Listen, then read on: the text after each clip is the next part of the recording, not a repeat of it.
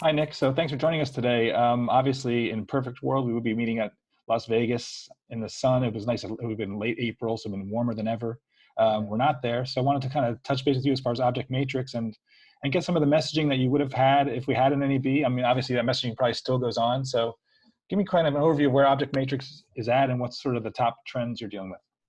I think, I guess what we'd have talked about at NAB would have been along the lines of what we're discussing today, in that business continuity, the ability to get the best out of archives, etc., is really important to organizations. And I guess we'd have talked about the applications that we've enhanced to make that more possible, the integrations with third-party partners, and talked about some new case studies that are coming out, that are due out this week, actually. And I guess were we to be there on a virtual NAB now, I guess we'd be enhancing that message. And I think more people would be listening to the business continuity message than they would have before. I Right. think certainly, historically, disaster recovery and business continuity has been a nice to have, because you can't charge for it. There's no perceptible value to it. Right. Whereas I don't think anyone's thinking that right now today. So we'd have been talking a lot about how we do help people to have, to be working from the office or from home, regardless of any sort of outage or restriction to access to physical buildings. Yeah. So, I mean, obviously, we've seen a lot of it here in the US, and you're seeing it over there as well, is people watching old sports content. Monday Night Football last night was a game from last season.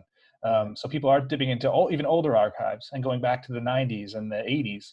So what do you see as the challenge? And then where do you guys kind of fit in to help enable that content to be migrated into the current workflows? I think some of the recent stuff is highly likely to be on disk. So one of our customers, BBC Wales, they keep 2 or 3 years worth of sort of recent history and some gems in a matrix or archive. But beyond that, it's on an LTO tape. Now, whether that's in a robot ready to go or on a shelf, that's the limitation right now. It's the speed of access to content.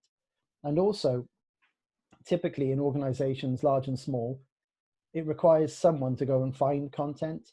Now, in every aspect of our daily lives, we generally self-serve ourselves petrol or gas at the station. Right. Yep. We self-serve banking stuff. And yet when we go into a creative environment, we have to ask someone from a clip from 2 years ago. And I think that's where you get a load of operational inefficiency and cost. It sort of doesn't empower creativity in any way if a producer has to wait for something. So what we've done is we're seeing now that people are looking at their LTO environments and either augmenting them by putting an object storage private cloud in front of it.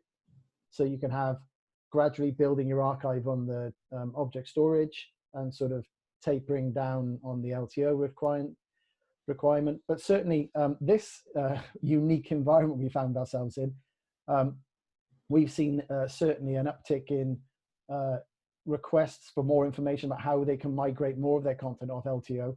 Not that they'll get rid of it completely, but they realize that they need some of that data available.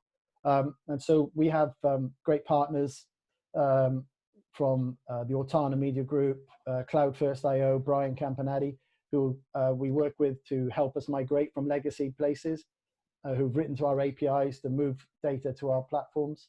And from there, we have many integrations with every sort of partner in the industry, from MAMs, DAMs, and PAMs through to transcode, and also the more hybrid environment. And I think that sort of, we've been talking about hybrid deployments for the last 18 months. And definitely now that ability to have a bit of on-prem cache, but have your data somewhere else as an insurance and collaboration copy is super important now. So Sure. we're involved in that hybrid world, the on-prem world, and that sort of migration piece.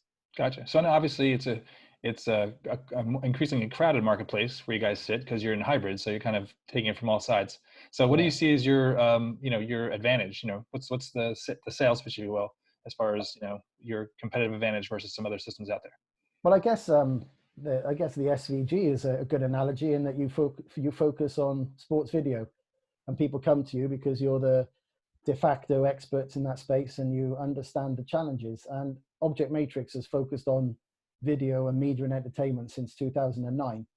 So we've got 11 years of focusing on media and entertainment, sports video, corporate video. So we talk our customers' languages. We don't, like some of the bigger competitors we don't have one media expert for North America or, EMEA. Right. Our entire company is full of people who understand Avid workflows, Adobe workflows, transcode, QC. So we provide more of a comfortable environment for customers to come to us with problems.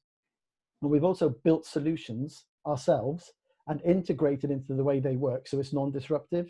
Right. So if they have an Avid environment, we've built plugins for Avid. If they have an Adobe environment, we work with all of the tools that they do, and we pre-test and pre-configure. So I think it's the attention to the market, and I think the fact that we are very proud to be a member of the Sports Video Group is testament to that. We're a small company. We don't typically have money for advertising bucks, and yet we're more than happy to be engaged with you guys because we get access to an amazing community that we want to be part of and we feel part of. And I don't think you get that from a more generalist supplier. Right. Yeah. Well, we're glad to have you on board because obviously, as you know, our community, when it comes to your market segment, is very engaged, got some great thought leadership that works with us all the time.